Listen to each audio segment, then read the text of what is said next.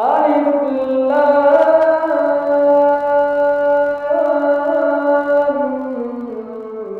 را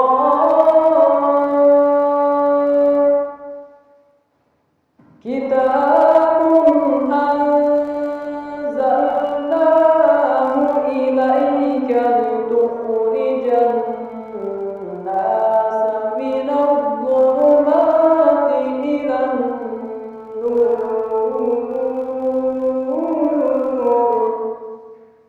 کلام رب العزت که هر چی که میشنوه صدای قرآن صدای به گوش هر انسانی که میره از واقعا یک تکان میکنه.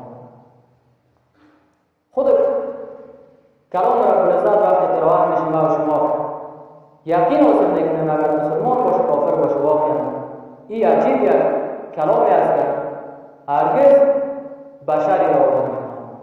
حتی سوره ان اعطیناک الکوثر وقتی